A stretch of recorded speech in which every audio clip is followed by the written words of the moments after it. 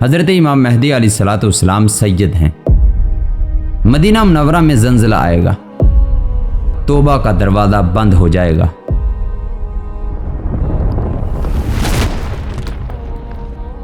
بسم اللہ الرحمن الرحیم۔ السلام علیکم ناظرین، آج کی اس ویڈیو کے اندر ہم آپ کے سامنے قیامت کی بڑی نشانیوں کے بارے کے اندر تذکرہ فرمائیں گے، اور ساتھ ہی ساتھ ہم آپ کو یہ بھی بتائیں گے اور یہ نشانیاں کس طرح پوری ہوں گی، یہ تمام تر تفصیلات آج کی اس ویڈیو کے اندر ہم آپ کو بتائیں گے۔ ناظرین سے گزارش ہے کہ ویڈیو کو آخر تک سکپ کیے بغیر سنیے گا، انشاءاللہ بہت زیادہ فائدہ ہوگا۔ ناظرین، آپ پچھلی ویڈیو کے اندر امام مہدی علیہ الصلوۃ والسلام کی تلاش کس طرح ہوگی یہ آپ پچھلی ویڈیو کے اندر سن چکے ہیں۔ آگے ہم آپ کو بتاتے ہیں کہ حضرت امام مہدی علیہ الصلوۃ والسلام کی علامات کیا ہوں گی۔ حضرت امام مہدی علیہ الصلوۃ والسلام سید ہیں اور حضرت فاطمہ الزہرا کی اولاد میں سے ہیں۔ آپ کا قد و قامت قدر لمبا، رنگ کھلا ہوا، چہرہ پیغمبر خدا صلی اللہ علیہ وسلم کے چہرے کے مشابہ ہوگا۔ آپ کے اخلاق پیغمبر خدا صلی اللہ علیہ وسلم کے اخلاق عالیہ کی طرح ہوں گے۔ آپ کا اسم شریف محمد، والد کا نام عبداللہ اور والدہ کا نام آمنہ ہوگا۔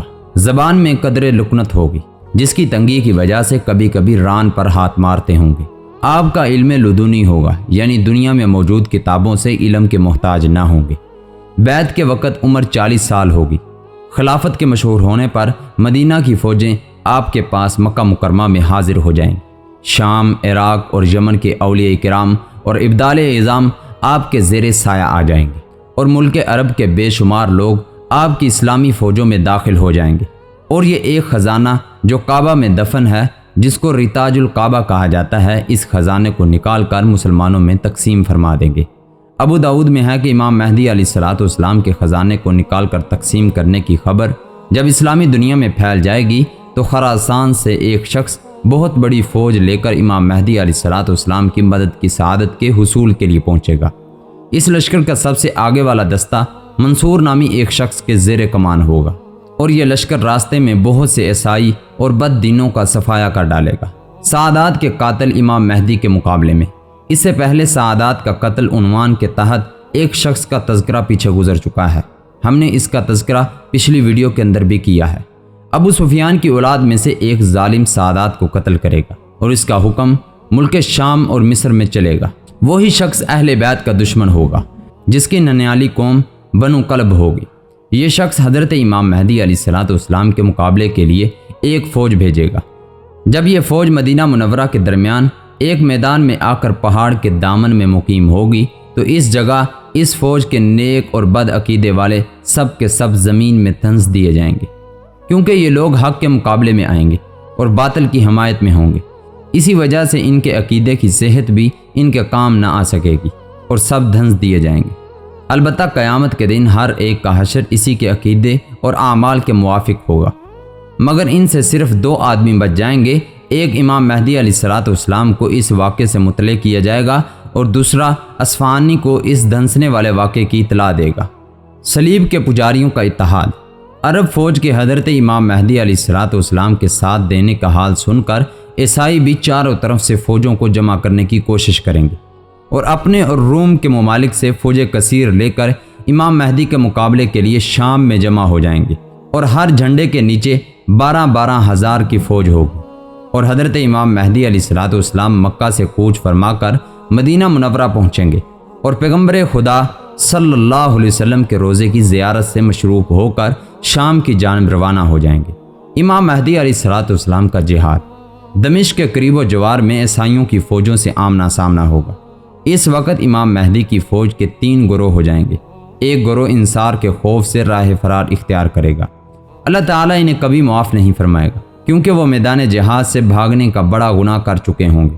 باقی لوگوں میں سے کچھ خوش نصیب شہید ہو جائیں گے اور شہادت کا مرتبہ پا لیں گے، اور کچھ عیسائیوں کے مقابلے میں ڈٹے رہیں گے، حتیٰ کہ فتح حاصل کر کے ہمیشہ کے لیے گمراہی اور برے انجام کے اندیشے سے چھٹکارا پا لیں گے۔ گویا انہیں ایمان پر مرنے کی خوشخبری بھی مل جائے گی۔ یہ حق بات کی خاطر اپنی جانی مالی قربانی پیش کر دیں گے۔ اس کے بعد جنگ شروع ہو جائے گی۔ حضرت امام مہدی علیہ الصلوۃ والسلام دوسرے دن بھی عیسائیوں کے مقابلے میں نکلیں گے۔ اس روز مسلمان بغیر فتح یا موت کے جنگ سے نہ پلٹیں گے۔ پھر یہ سب مجاہدین شہادت کا جام پی لیں گے۔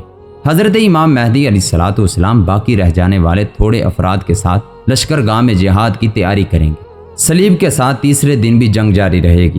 تیسرے دن پھر ایک بڑی جماعت کے ساتھ موت یا فتح کا عہد لیے میدان کارزاں میں آئیں گے۔ آپ کے ساتھی بڑی بہادری کے ساتھ عیسائیوں سے جہاد کریں گے اور آرزو شہادت کو پالیں گے۔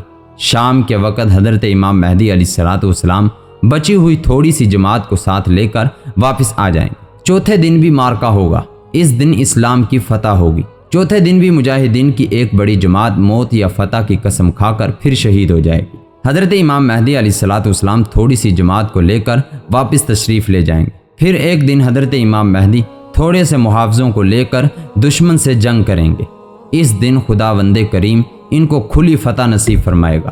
عیسائیوں کا اس قدر جانی نقصان ہوگا کہ باقی رہ جانے والے عیسائیوں کے دماغ سے حکومت کرنے کی بو جاتی رہے گی اور بے سر و سامان ہو کر نہایت ذلیل و رسوا ہو کر بھاگ کھڑے ہوں گے۔ مسلمان ان کا تعاقب کر کے اکثر عیسائیوں کو جہنم رسید کر دیں گے۔ اس فتح کے دن حضرت امام مہدی علیہ الصلوۃ والسلام مجاہدین کو بے انتہا انعامات سے نوازیں گے، لیکن ان جانبازوں کے دل میں حب الہی اور جنت کا شوق اتنا غالب ہوگا، اس مال و دولت کے ملنے کی انہیں ذرہ برابر بھی خوشی نہ ہوگی۔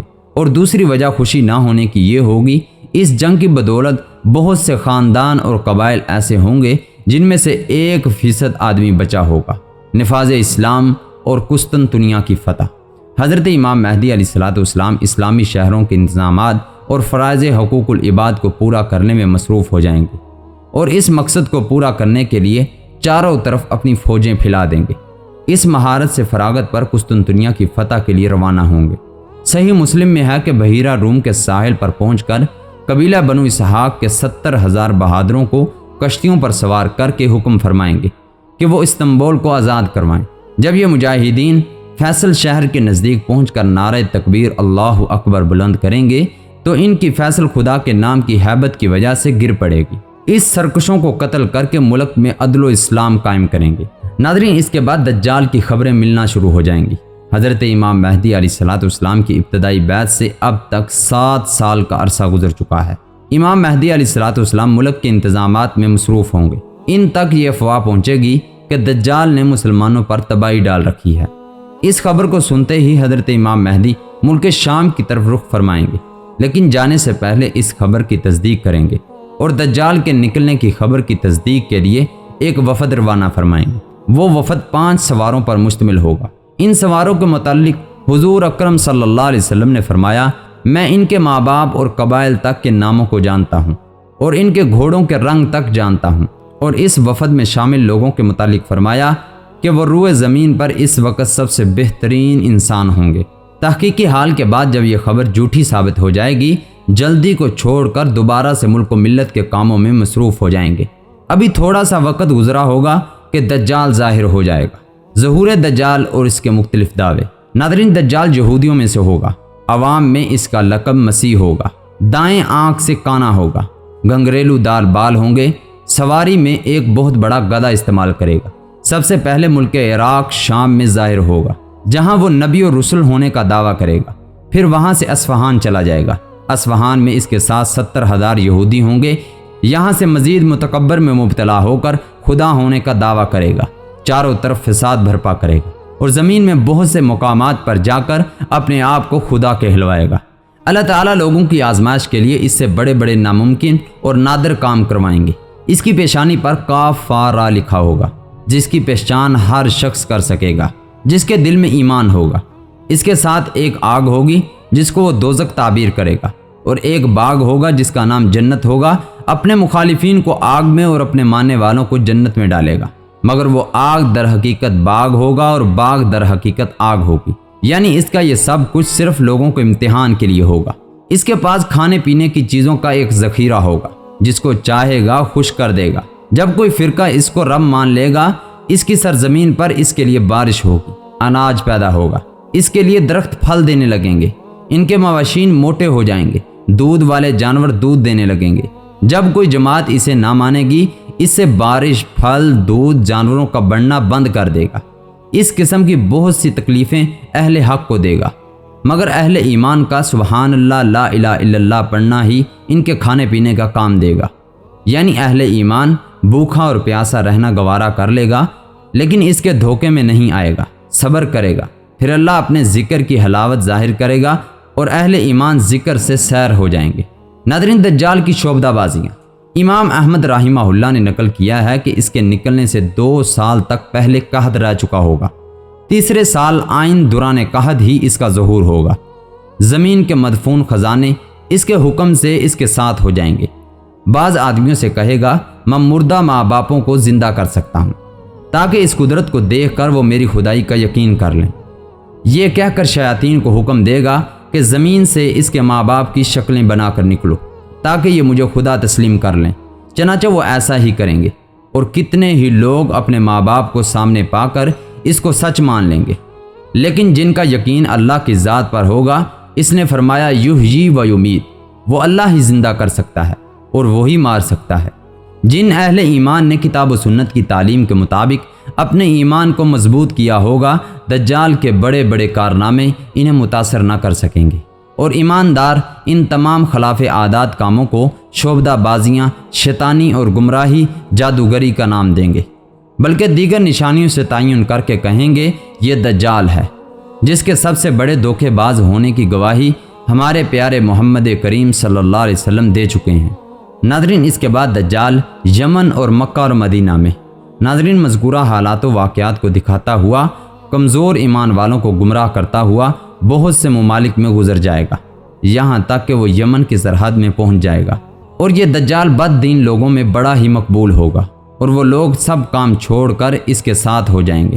صحیح مسلم اور بخاری میں ہیں، یہاں سے لوٹ کر مکہ مکرمہ کے قریب مقیم ہوگا، لیکن وہاں فرشتوں کی حفاظت مکہ معظمہ کی ذمہ داری کی وجہ سے داخل نہ ہو سکے گا، پھر وہاں سے مدینہ منورہ کا ارادہ کرے گا۔ صحیح بخاری میں ہے کہ اس وقت مدینہ طیبہ کے 7 دروازے ہوں گے، ہر دروازے کی حفاظت کے لیے خدا بند کریم 2 فرشتے فرمائے گا، جن کے ڈر سے دجال کی فوج اس شہر نبی صلی اللہ علیہ وسلم میں داخل نہ ہو سکے گی۔ مدینہ منورہ میں زلزلہ آئے گا، جس کی وجہ سے بد عقیدہ منافق لوگ خائن ہو کر شہر نبوی صلی اللہ علیہ وسلم سے نکل جائیں گے اور باہر آ کر دجال کے پھندے میں پھنس جائیں گے، کیونکہ ناظرین مدینہ طیبہ میں یہ لوگ اللہ اور اس کے رسول کی محبت میں نہیں بلکہ اپنی دنیاوی اغراض سے وہاں ہوں گے۔ ان کو مدینہ اور صاحب مدینہ کی سنت اور محبت سے کوئی غرض نہ ہوگی، اس وجہ سے انہیں زلزلے کے ذریعے سے اس پاک سرزمین سے نکال دیا جائے گا، کیونکہ بہت سے انسان روپیہ پیسہ کمانے کی غرض سے وہاں رہتے ہیں، انہیں روزہ رسول پر سلام تک نصیب نہیں ہوتا۔ ناظرین، دجال سے ایک عالم دین کا مناظرہ۔ جب یہ ملعون ارض مقدس مدینے سے باہر موجود ہوگا، ان دنوں مدینے میں ایک بزرگ عالم ہوں گے جو اس ملعون کو اپنے علم خداداد سے پہچانیں گے اور اسے لاجواب کرنے اور لوگوں کو حق راہ بتلانے کے لیے دجال سے مناظرہ کریں گے۔ چنانچہ مدینہ سے باہر آ کر دجال کی فوج کے قریب آ کر پوچھیں گے دجال کہاں ہے۔ وہ ان کی گفتگو کو دجال کے ادب کے خلاف سمجھیں گے، اس عالم دین بزرگ کو قتل کرنے کا ارادہ کریں گے، لیکن ان میں سے کچھ لوگ منع کر دیں گے اور کہیں گے تمہیں معلوم نہیں ہمارے اور تمہارے خدا دجال نے بغیر اجازت کسی کو قتل کرنے سے روک رکھا ہے۔ چنانچہ وہ دجال سے جا کر کہیں گے ایک شخص آیا ہے جو بڑا گستاخ ہے اور آپ کی خدمت میں حاضر ہونا چاہ رہا ہے۔ دجال اس بزرگ عالم کو اپنے پاس بلائیں گے۔ جب وہ بزرگ دجال کے چہرے کو دیکھے گا تو فرمائے گا میں نے تجھے پہچان لیا ہے، تو وہی دجال ملعون ہے جس کی پیغمبر خدا صلی اللہ علیہ وسلم نے خبر دی تھی اور تیری گمراہی کی حقیقت بیان فرمائی تھی۔ دجال غصے میں آ کر کہے گا اس کو آرے سے چیر دو۔ یہ سن کر اس کے ماننے والے اٹھیں گے اور اس بزرگ کے 2 ٹکڑے کر ڈالیں گے اور عبرت کے لیے دائیں بائیں ڈال دیں گے۔ پھر خود دجال ان دونوں ٹکڑوں کے درمیان سے نکلے گا اور لوگوں سے کہے گا اگر اب میں اس مردے کو زندہ کر دوں تو کیا تم میری خدائی کو تسلیم کر لو گے؟ وہ کہیں گے ہم تو پہلے ہی خدا مانتے ہیں اور کسی قسم کا شک نہیں کرتے، ہاں اگر آپ اسے ہمارے سامنے زندہ کر دیں گے اور ایسا ہو جائے گا تو ہم مزید مطمئن ہو جائیں گے۔ پھر وہ ان دونوں ٹکڑوں کو اکٹھا کر کے زندہ ہونے کا حکم دے گا، چنانچہ خدا کی قدرت سے وہ زندہ ہو جائے گا۔ پھر یہ بزرگ عالم کہے گا اب تو مجھے پورا یقین ہو گیا ہے تو وہی مردود دجال ہے جس کے لعنتی ہونے کی خبر پیغمبر خدا صلی اللہ علیہ وسلم نے ہمیں دی تھی۔ دجال غصے میں آ کر اپنے مریدوں کو حکم دے گا کہ اس کو ذبح کر دو۔ یہ سن کر اس کے مرید اس کی گردن پر چھری چلا دیں گے مگر اس سے انہیں کوئی تکلیف نہ پہنچے گی۔ دجال شرمندہ ہو کر انہیں اپنی خود ساختہ دوزخ میں ڈال دے گا، مگر حضرت ابراہیم علیہ الصلوۃ والسلام کے معجزے کی طرح وہ آگ اس پر ٹھنڈی اور سلامتی والی ہو جائے گی۔ اس کے بعد دجال سے یہ طاقت چھین لی جائے گی اور کسی مردہ کو زندہ نہ کر سکے، اور یہاں سے ذلیل و رسوا ہو کر ملک شام کو روانہ ہو جائے گا۔ اس کے دمشق پہنچنے سے پہلے حضرت امام مہدی علیہ الصلوۃ والسلام دمشق پہنچ چکے ہوں گے اور دجال کے فتنے کو مٹانے کے لیے جنگ کی پوری تیاری اور ترتیب دے چکے ہوں گے۔ ناظرین، اس کے بعد حضرت عیسیٰ علیہ الصلوۃ والسلام کا نزول ہوگا۔ امام مہدی علیہ الصلوۃ والسلام جنگ کی تیاری کے لیے فوج کو ہدایت دے رہے ہوں گے کہ حضرت عیسیٰ علیہ الصلوۃ والسلام 2 فرشتوں کے کاندھوں پر ہاتھ رکھ کر آسمان سے دمشق کی جامع مسجد میں مشرقی مینار پر جلوہ فروز ہو کر آواز دیں گے کہ سیڑھی لاؤ۔ سیڑھی حاضر کر دی جائے گی۔ آپ اس کے ذریعے سے اتر کر امام مہدی علیہ الصلوۃ والسلام سے ملاقات کریں گے۔ صحیح مسلم میں ہے کہ امام مہدی علیہ الصلوۃ والسلام حضرت عیسیٰ علیہ الصلوۃ والسلام سے بڑی تواضع اور اچھے اخلاق سے پیش آئیں گے اور عرض کریں گے، یا نبی اللہ امامت کیجیے۔ حضرت عیسیٰ علیہ الصلوۃ والسلام ارشاد فرمائیں گے، امامت تم ہی کرو، اس لیے کہ تم میں سے بعض دوسروں کے لیے امام ہیں، اور اے امت محمدیہ، یہ امامت کی عزت اللہ تعالیٰ نے تمہیں ہی بخش دی ہے۔ پھر امام مہدی علیہ الصلوۃ والسلام نماز پڑھائیں گے اور حضرت عیسیٰ علیہ الصلوۃ والسلام ان کے مقتدی بن کر نماز ادا کریں گے۔ نماز سے فارغ ہو کر حضرت امام مہدی حضرت عیسیٰ علیہ الصلوۃ والسلام سے عرض کریں گے، یا نبی اللہ، اب لشکر کا انتظامات آپ کے سپرد، جس طرح چاہیں اس فریضے جہاد کو انجام دیں۔ وہ فرمائیں گے، نہیں، یہ کام بدستور آپ ہی کے سپرد رہے گا، میں تو صرف دجال کو قتل کرنے کے لیے آیا ہوں، جس کا مار جانا میرے ہی ہاتھوں سے مقدر ہو چکا ہے۔ رات امن و امان سے بسر کر کے صبح امام مہدی علیہ الصلوۃ والسلام اسلامی فوجوں کو لے کر میدان کارزا میں تشریف لائیں گے۔ حضرت عیسیٰ علیہ الصلوۃ والسلام بھی ان کے ساتھ ہوں گے۔ وہ کہیں گے، میرے لیے گھوڑا لاؤ اور نیزہ لاؤ تاکہ اس دجال ملعون سے خدا کی زمین کو پاک کر دوں۔ پھر حضرت عیسیٰ علیہ الصلوۃ والسلام دجال پر حملہ آور ہوں گے اور امام مہدی علیہ الصلوۃ والسلام اسلامی فوجوں کے ساتھ دجال کی فوجوں کے ساتھ جنگ کریں گے۔ یہ لڑائی نہایت ہی خوفناک ہوگی اور اپنی جان کی پرواہ کیے بغیر مجاہدین جنگ میں بے جگری سے دجال کی فوج سے لڑائی کریں گے۔ اس وقت حضرت عیسیٰ علیہ الصلوۃ والسلام کے سانس کی یہ خاصیت ہوگی، جہاں تک دجال پہنچے گا آپ کی نظر بھی وہیں تک ہوگی، اور جس کافر تک آپ کا سانس پہنچے گا وہ وہیں خاک میں مل جائے گا۔ آپ دجال کا مقابلہ کرتے کرتے مقام لد تک پہنچ جائیں گے اور اس ملعون دجال کو جہنم واصل کر کے لوگوں کو اس فتح کی اطلاع دیں گے۔ کہا جاتا ہے کہ حضرت عیسیٰ علیہ الصلوۃ والسلام اس کو جلدی قتل بھی نہ کریں، پھر بھی کیونکہ اس کا ہلاک ہونا حضرت عیسیٰ علیہ الصلوۃ والسلام کے ہاتھ سے لکھ جا چکا تھا، حضور اکرم صلی اللہ علیہ وسلم نے ان کی تصدیق فرما دی ہے، اس لیے وہ آپ کے سانس سے بھی پگھل جائے گا، جیسا کہ پانی نمک میں پگھل جاتا ہے۔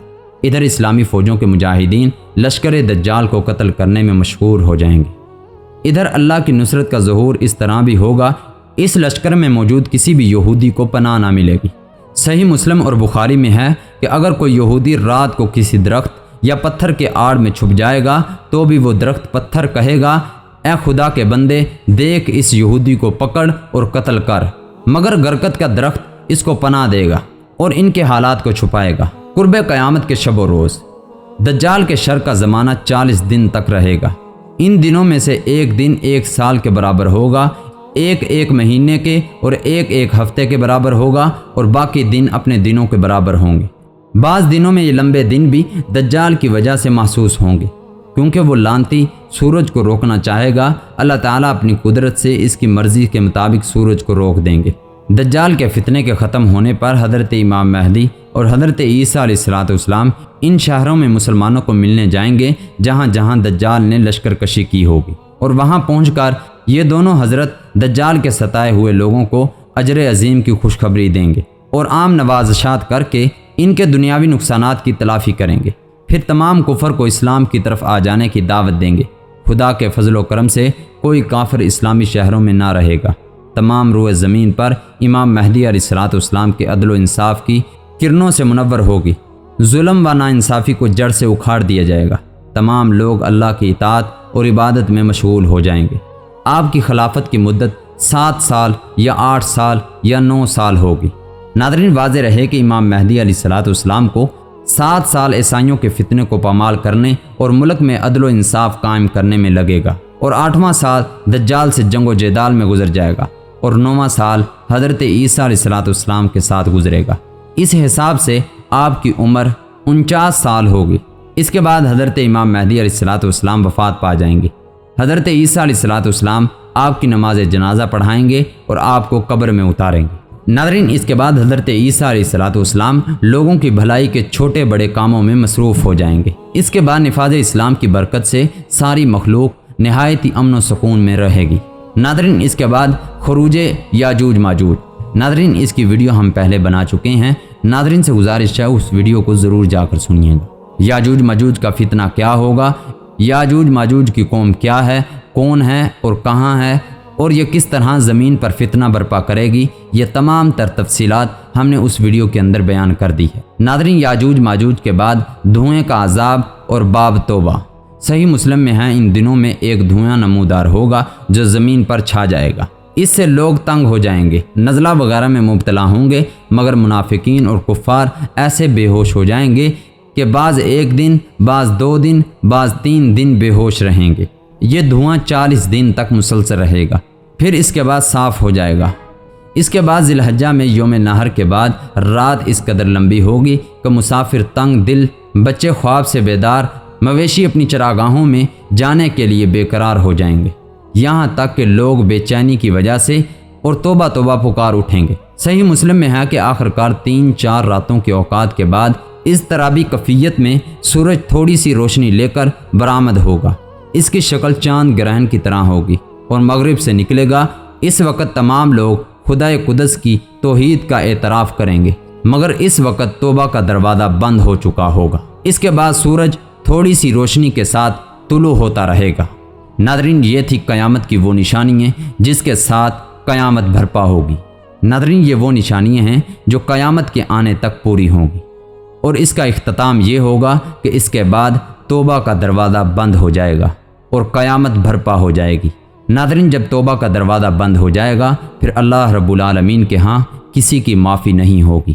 اس لیے ناظرین ہمیں چاہیے کہ ہم اپنی زندگی کے اندر نیک عمل کریں، اچھے عمل کریں، اور اللہ رب العالمین کے سامنے گڑ گڑائیں اور اللہ رب العالمین سے اپنے گناہوں کی بخشش طلب کریں۔ ناظرین اللہ رب العالمین سے دعا ہے اللہ تعالی ہمارے تمام تر گناہوں کو معاف فرما دے اور ہمیں اللہ اور اس کے رسول کے احکامات پر چلنے کی توفیق عطا فرمائے۔ ناظرین یہ تھی قیامت کی وہ بڑی نشانیاں جس کے ساتھ قیامت برپا ہوگی۔ ناظرین ہمیں چاہیے کہ ہم ان نشانیوں کے آنے سے پہلے اپنی زندگی کا محاسبہ کریں۔ اللہ تعالی ہمیں عمل کرنے کی توفیق عطا فرمائے۔ ناظرین اگر یہ ویڈیو آپ کو پسند آئے ویڈیو کو لائک کریں، شیئر کریں، کمنٹ کریں۔ اگر ابھی تک آپ نے ہمارا چینل سبسکرائب نہیں کیا چینل کو سبسکرائب کریں۔ پھر ملتے ہیں اگلی ویڈیو کے اندر، اپنا خیال رکھیں۔ السلام علیکم۔